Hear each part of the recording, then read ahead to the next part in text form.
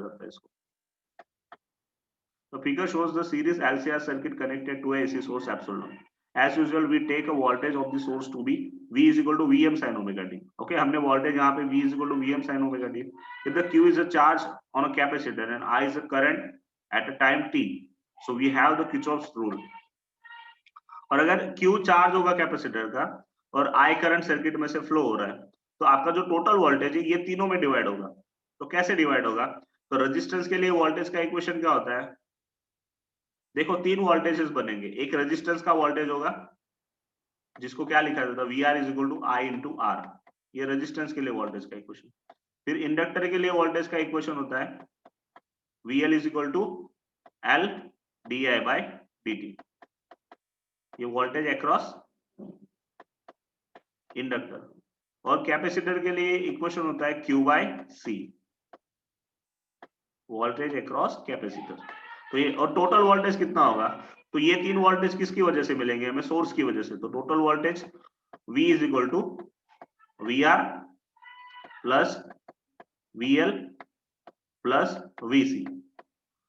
जो भी हम वोल्टेज देंगे टोटल वो ये तीनों में डिवाइड होगा। और कैसे डिवाइड होगा? तो ऐसे, ये इतना वोल्टेज लेगा, ये इतना वोल्टेज लेगा और ये इतना वोल्टेज लेगा। तो finally you will get equation V is equal to L D I by D T, voltage across inductor, plus IR, voltage across capacitor resistance, and Q by C is the voltage across capacitor. Okay. For this, now we want to determine the instantaneous current I and its phase relationship to the applied alternating voltage. अब हमें instant current चाहिए और उसका phase के साथ relation चाहिए. So we shall solve this problem with by two methods. First, we can use the technique of phasors. In second method, we solve and analytically to the optimum time dependent current I. अब यहाँ पे हम लोग analytical method use नहीं करने वाले, मतलब ये second method use नहीं करते, तो we'll only use the method of phasor. तो phasor diagram हम ले लेंगे, तो जो current होता है उसके लिए phasor का equation क्या बनता है?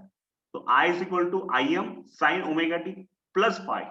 अब यहाँ पे phi एंगल होता है, ये जो होता है ये फेज डिफरेंस होता है, क्योंकि आपको यहाँ पे तीन कंपोनेंट्स मिल रहे हैं, एक रेजिस्टेंस है आपके पास, एक कैपेसिटर है, एक इंडक्टर है। तो इन दोनों की जब आप कंबाइंड इफेक्ट लोगे तो आपको एक पर्टिकुलर फेज मिलेगा, तो उस फेज को रिप्रेजेंट फाई से किया जाता है। Okay, AC current in each element is the same at any time. और ये जो तीनों एलिमेंट्स है आपके, बिकॉज की all this three are in series, तो तीनों में पास होने वाला करंट क्या होगा? सेम होगा, क्योंकि सीरीज में करंट हमेशा क्या होता है? सेम होता है। So having same amplitude and same phase, तो तीनों का देखो, तीनों में से पास होने वाला करंट का एम्पलीट्यूड Im ही होगा, उसका जो फंक्शन होगा साइन फंक्शन होगा, उनकी फ्रीक्वेंसी भी सेम होगी और उन तीनों का फेज भी सेम होगा। Okay, so let it be I is equal to Im sin omega t plus phi, where the phi is a phase difference between voltage across the source and the current in the circuit. तो ये phi क्या होगा? Source voltage और current in दोनों के बीच का phase difference होगा। On the basis of what we have learned in the previous sections, we shall construct the phasor diagram for the present case. Okay, let the I be the phasor representing the current and the V is equal to phasor for. अब देखो हमारे पास तीन voltages है यहाँ पे, current एक ही होगा हमारे पास, ये होगा ये एक ही करंट, क्योंकि तीनों में से सेम करंट फ्लो होने वाला है। So we will use only one phasor for current. But हमारे पास तीन वोल्टेजेस है यहाँ पे, एक वोल्टेज अक्रॉस इंडक्टर, एक वोल्टेज अक्रॉस रेजिस्टेंस और एक वोल्टेज अक्रॉस कैपेसिटर, और एक total voltage. So we represent the voltage across inductor, resistance, capacitor and the source respectively. तो ये इंडक्टर, रेजिस्टेंस, कैपेसिटर और ये सोर्स वोल्टेज है। Now from the previous sections we know that the VR is parallel to I. अब हमने देखा था जो फर्स्ट था कि अगर AC सोर्स हमने ओनली रेजिस्टेंस को दिया तो रेजिस्टेंस का वोल्टेज ओके और करंट दोनों सिंगल होते, मतलब एक ही डायरेक्शन में होते, मतलब उन दोनों में कोई फेज डिफरेंस नहीं होता। तो this is the phasor for it, VR into I। Suppose हमने कोई एक पर्टिकुलर टाइम इंटरवल ले लिया कि लाइक टी टाइम पे ओमेगा जितनी फ्रीक्वेंसी के पे से ओमेगा जितनी एंगुलर फ्रीक्वेंसी से एट टी टाइम आपका जो फेजर है वो एंटी क्लॉकवाइज रोटेट कर रहा है, तो उसकी ये सिंगल पोजीशन, फर्स्ट पोजीशन हमने ले ली है वाली। तो ओमेगा टी प्लस फाई पे उन्होंने ले लिया कि सपोज कि आपका इनिशियल एंगल का है फाई एंगल है। ओके, अब जो रेजिस्टेंस होता है वो करंट के साथ सेम होता है, दोनों में फेज डिफरेंस नहीं होता, जीरो होता है। अब जो करंट होता है उसके साथ जो इंडक्टर होता है, उस करंट और इंडक्टर के बीच में फेज डिफरेंस पाई बाई 2 का होता है, और लीड कौन करता है? वोल्टेज। इसीलिए देखो ये करंट है और ये VL है, तो इन दोनों के बीच में 90 एंगल है। तो यहाँ पे जो वोल्टेज है वो करंट को लीड कर रहा है, इसलिए ये आगे लिखा गया, ये पीछे लिखा गया। Got this? And for current, अब फॉर कैपेसिटर, तो कैपेसिटर में वोल्टेज लैग करता है और करंट लीड करता है, इसीलिए ये करंट के कंपेयर में ये वोल्टेज इन दोनों के बीच का फेज डिफरेंस क्या है? 90 डिग्री। तो ये ऐसा आपका फेजर बन जाएगा टोटल। ओके, अब इसको हम अगर एक सिंगल एक्सिस पे सॉल्व करेंगे तो इसको हम लोग क्या करेंगे कि ये वी आर है।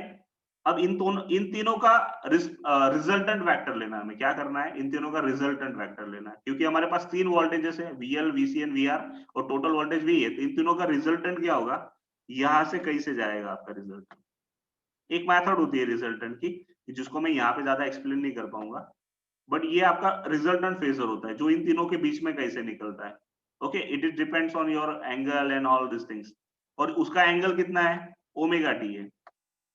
रिजल्टेंट जो है तो वो क्या है, ओमेगा टी उसका एंगल है। तो you can see from here, तो ये वीएम होगा, कि उसकी वैल्यू होगी, फिर ये वीआर से उसका डिस्टेंस होगा तो वीसीएम माइनस वीएलएम, और ये वीसी माइनस वीएल हो जाएगा।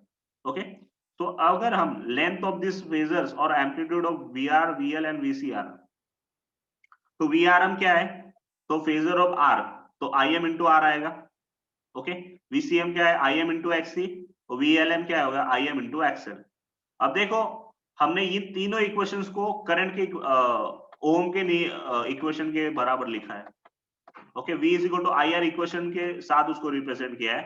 तो देखो, जो कैपेसिटर होता है, कैपेसिटर के लिए R की जगह पे एक्सी होता है, और इंडक्टर के लिए R की जगह पे क्या होता है, एक्सएल होता है। तो इसी वजह से जो फर्स्ट इक्वेशन है VRM, ये रेजिस्टेंस का इक्वेशन, तो इसमें क्या है, करंट के कितना पास हो रहा है रेजिस्टेंस में से, IM, और रेजिस्टेंस की वैल्यू कितनी, R, तो ये इक्वेशन बन गया IM इंटू R। अब इंडक्टर में से करंट कितना, कैपेसिटर में से करंट कितना पास हो रहा है, तो उसमें से भी IM करंट पास होगा, क्योंकि तीनों सीरीज में, तो तीनों में सेम करंट पास होगा, तो IM। बट उसका इंडक्टिव कैपेसिटिव रिएक्टेंस कितना होता है, XC, तो यहाँ पे क्या होगा, IM इंटू XC।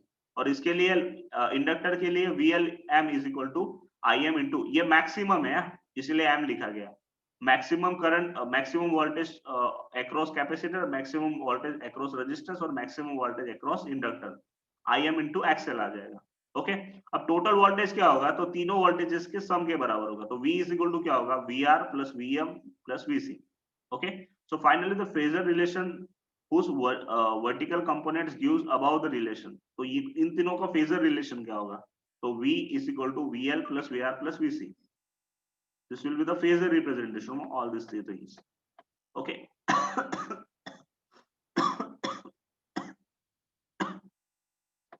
Now, अब हम यहाँ पे ट्रायंगुलर रूल कुछ यूज करेंगे।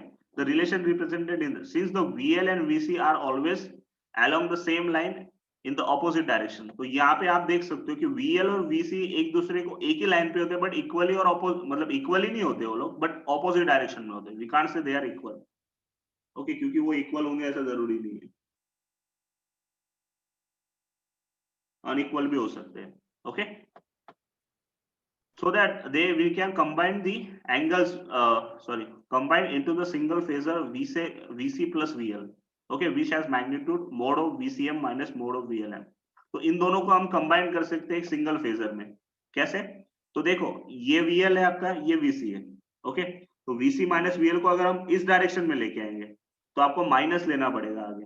तो इनको अगर ट्राइंगल रूल में हम फॉर्म करेंगे तो ये जो मैग्नीट्यूड है, ये maximum voltage of R, okay, ये मैक्सिमम वोल्टेज ऑफ R है।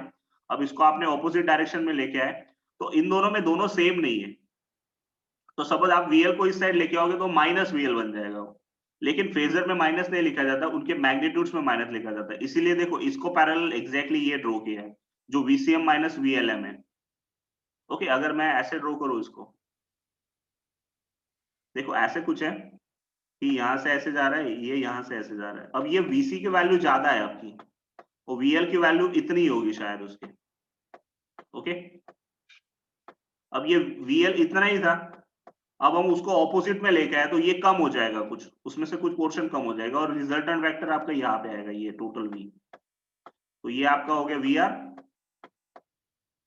ये हो जाएगा आपका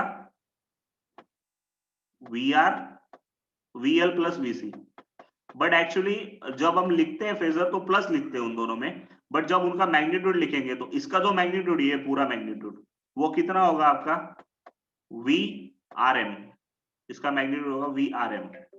ओके, इसका मैग्नीट्यूड होगा, ये जो फेजर है उसका मैग्नीट्यूड होगा मोड ऑफ वीसीएम। वीसीएम ज्यादा है तो देखो इस फेजर को यहाँ पे ओवरलैप करेंगे तो ये टोटल में से इतना माइनस हो जाएगा, तो हमको इतना ही मिलेगा। ये फेजर जो टोटल है, सपोज इसकी वैल्यू 10 है, ये वीसी की वैल्यू 10 है और इसकी वैल्यू 7 है, तो 10 माइनस 7 करोगे तो आपको 3 मिलेगा, तो वो 3 आपका रिजल्टेंट वैल्यू होगा। इसीलिए तो वीसीएम माइनस क्या करना पड़ेगा आपको, वीएलएम करना पड़ेगा। ओके, सो ये फेजर ऐसे आएगा और ये टोटल आपका वी हो जाएगा। So that's why they are writing like this कि वीएम का square is equal to VRM square plus, अब ये मैग्नीट्यूड हो गया इनका, इन दोनों का मैग्नीट्यूड, तो ये एक ट्राइंगल बन गया। This is your 90 angle. Okay, ये आपका रिजल्टेंट वीएम हो गया। वीएम ये क्या हो जाएगा, VCM minus VLM, mod of VCM minus VLM, और ये वीआरएम हो जाएगा ये। तो ये ट्राइंगल बन गया। तो using Pythagoras rule we can use here, आप पाइथागोरस डायरेक्टली अप्लाई कर सकते हो। तो VM square is equal to VRM square plus VCM minus VLM whole square. ऐसे फेजर से इसको सॉल्व किया जा सकता है। ओके, तो ये सिंपलेस्ट मेथड है कि आप ये वीएल को इस साइड में लेके आओगे तो इसको माइनस करोगे इसमें से, तो वीसी में से वीएल जितना माइनस हो जाएगा तो आपका फेजर जो इतना बड़ा था वो रिड्यूस हो जाएगा, छोटा बन जाएगा। तो इसको पैरेलल में हम यहाँ पे एक पैरेलल फेजर ड्रॉ करेंगे क्योंकि हमें ट्राइंगल रूल यूज करना है। तो इसीलिए ये कितना होगा, तो वीसीएम माइनस वीएलएम हो जाएगा ये, और ये वीआरएम हो जाएगा, इसके बराबर क्या होगा, वीएम होगा। तो ये तीनों ट्राइंगल फॉर्म कर रहे हैं, इसकी वजह से क्या हो जाएगा, Vm square is equal to Vrm square plus Vcm minus Vlm square आ जाएगा। So substituting their values, इनकी जो वैल्यूज है Vr की वैल्यू Im into R है, इसकी ये और इसकी ये, अगर हम तीनों वैल्यूज को सब्सटीट्यूट करेंगे तो Vm square is equal to Im into R whole square plus Im xc minus Im xl whole square।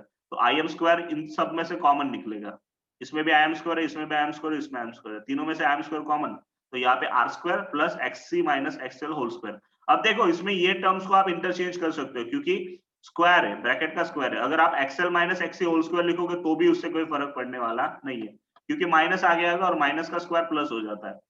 Okay, so finally I is equal to, इसको डिनोमिनेटर में लेके जाओ इसके वीएम के, तो आपको मिलेगा फाइनली इक्वेशन और उसका स्क्वायर रूट निकल रहा है। तो I M is equal to VM upon under root R square plus XC minus XL का whole square.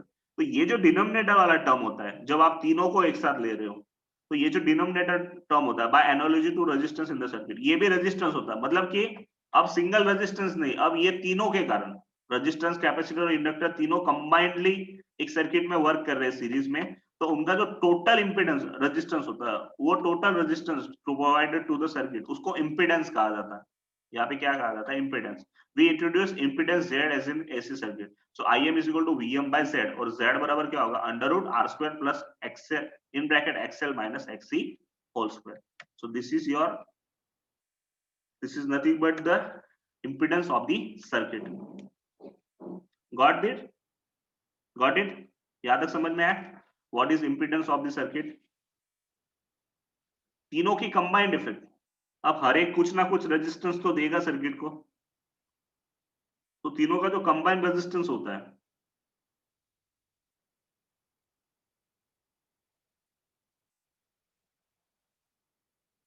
yes you can say that the R equivalent is equal to impedance, but actually we can't say this कि वो R equivalent ही होगा क्योंकि R equivalent हम simply series के लिए ले लेते हैं, but yeah you can say that this is an R equivalent of the circuit, तीनों की combined effect, लेकिन उनका सिंपल रेजिस्टेंस जैसा कैलकुलेशन नहीं होता, उसके लिए ये उसका फाइनल इक्वेशन है कि Z is equal to under root R square in bracket XL minus XC whole square। अब इसी इक्वेशन को हम वापस, अब हमें एंगल भी चाहिए, तो एंगल के लिए हम लोग क्या लेंगे कि हमने ऐसे ट्राइंगल फॉर्म किया, तो उनके बीच में एक जो सेपरेशन था वो फाई का था। ओके, जो फेज डिफरेंस था वो फाई का था, इसमें करंट और वोल्टेज तीनों को जब आप कंबाइन करोगे तो उसकी वजह से आपका करंट रिड्यूस हो जाएगा और वोल्टेज होगा, तो वोल्टेज और करंट के बीच में फेज डिफरेंस अब 90 का नहीं रह जाएगा, अब फेज डिफरेंस चेंज हो जाएगा। तो वो फेज डिफरेंस कितना होगा, तो आपके एक एक्सिस पे आर होगा, दूसरे एक्सिस पे एक्सी माइनस एक्सएल होगा, और फाइनली जो मेन एक्सिस होगी उस पर जेड होगा। तो phi is equal to R XL minus XC upon Z, तो हमें जेड फाइंड आउट करना, आई मीन हमें फाई फाइंड आउट करना है, तो हम लोग tan फंक्शन लेंगे, तो tan phi is equal to tan phi क्या होता है, तो front side upon nearer side होता है। तो फ्रंट साइड कितनी है, XC माइनस XL, या फिर वोल्टेजेस के लिए भी लिख सकते हो आप VCM minus VLM upon VRM, और उसी को आप अगर XC माइनस XL के फॉर्म में लिखेंगे तो फ्रंट साइड जो होती है उसको XC माइनस XL लिखा जाता है divide by nearer side R। तो finally phi is equal to tan inverse XC minus XL upon R आएगा। अब जो फेज डिफरेंस है वो 90 नहीं होगा। अब फेज क्या होगा, उसकी डिपेंडेंसी आपके कैपेसिटर या रेजिस्टेंस की वैल्यू। अब देखो ये 10 phi है, ओके। अगर आपका कैपेसिटिव रिएक्टेंस इंडक्टेंस से ज्यादा है, सपोज कि आपका कैपेसिटिव रिएक्टेंस जो है वो इंडक्टिव रिएक्टेंस से ज्यादा है, तो आपकी जो सर्किट होगी उसका बिहेवियर कैपेसिटिव होगा। ये चीज सही से याद रखना, okay, it is very important, MCQ में भी पूछा जाता है। अगर XC ग्रेटर देन XL है, first thing, if XC greater than XL तो phi is positive and the circuit is predominantly capacitive. क्या बन जाएगी सर्किट आपकी, कैपेसिटिव। तो कैपेसिटिव अगर सर्किट का नेचर है तो लीड कौन करेगा, करंट लीड करेगा, और कौन लैग करेगा, वोल्टेज लैग करेगा। So consequently current in the circuit leads the source voltage. समझ में आया first point, it is very important in the MCQ perspective. If XC greater than XL, अगर आपका XC ग्रेटर देन XL है तो phi is positive, ये phi positive आएगा क्योंकि न्यूमरेटर पॉजिटिव होगा, ओके। अब phi पॉजिटिव है तो that means circuit is predominantly becomes capacitive, मतलब आपका जो कैपेसिटिव रिएक्टेंस है वो इंडक्टिव रिएक्टेंस को ओवरलैप कर जाएगा या ओवरकम कर जाएगा। इसकी वजह से आपका सर्किट का जो बिहेवियर होगा वो कैपेसिटिव होगा। और अगर सर्किट का बिहेवियर कैपेसिटिव है तो इसका मतलब ऐसा नहीं कि फेज डायरेक्ट 90 आएगा, 90 नहीं आएगा, 0 से 90 के बीच का आएगा कुछ। इस बार 90 नहीं आएगा। अगर ओनली इंडक्टेंस होता है या आई मीन ओनली कैपेसिटर होता है सर्किट में, रजिस्टर और इंडक्टर कुछ नहीं, तब आपके सर्किट का जो वोल्टेज और करंट का फेस होता है वो 90 होता है। और उसमें बाकी इसमें भी करंट ही लीड करेगा और वोल्टेज लैग करेगा क्योंकि सर्किट कैपेसिटिव है। If XC less than XL, okay, अगर XL ज्यादा है XC तो फेज नेगेटिव बन जाएगा and the circuit is predominantly inductive, तो आपकी सर्किट क्या बन जाएगी, इंडक्टिव बन जाएगी। और इंडक्टिव है मतलब कौन लीड करेगा, voltage will lead and current will lag. तो for XC greater than XL, अब फर्स्ट इन्होंने XC ग्रेटर देन XL के लिए फिगर दिया है। तो आपका जो वोल्टेज है, देखो वोल्टेज 0 से स्टार्ट हुआ और करंट किसी एक वैल्यू से स्टार्ट हो गया, बट वो मैक्सिमम से स्टार्ट नहीं होगा इस बार, keep this in your mind. Maximum से कब स्टार्ट होता है ये, जब ओनली एंड ओनली कैपेसिटर होता है सर्किट में, बट यहाँ पे कुछ और वैल्यूज है हमारे पास, इसलिए वो मैक्सिमम से कम कुछ वैल्यू पे स्टार्ट होगा, लेकिन it will be, but it starts before current, before voltage. That's why this is the phase difference between current and voltage. Hello, 2 minute में कॉल बैक करो तुम। Understood?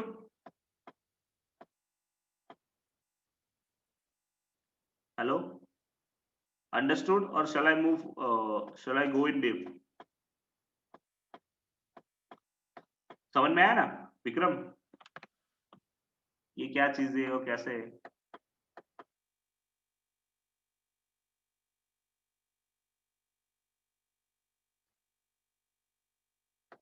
कंप्लीटली बिहेवियर क्या होगा, अगर XC ग्रेटर देन XL है तो capacitive behaviour, और XC less than XL है तो इंडक्टिव बिहेवियर होगा। ये क्वेश्चन पूछा जाता है। और अगर दोनों सेम हुए तो XC एंड XL सेम हुए तो आपकी ये टर्म ही निकल जाएगी, तो आपका फेज एंगल क्या हो जाएगा, ये अगर 0 है तो फेज 0 हो जाएगा, और फेज अगर 0 हुआ तो आपकी सर्किट का बिहेवियर क्या होगा, रजिस्टिव बिहेवियर होगा।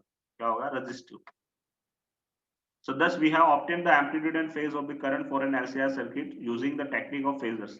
But this method of analyzing AC circuit suffers from a certain disadvantages. मतलब ये फेजर वाली मेथड इतनी एफिशिएंट नहीं होती, बट एक्चुअली आपके सिलेबस में से ये दूसरी एनालिटिकल मेथड ही निकल गई है, so we can't go with that method. बाकी इसमें बहुत सारी चीजें थी जो आपको समझनी होती थी। Okay, so I think we stop up to here today.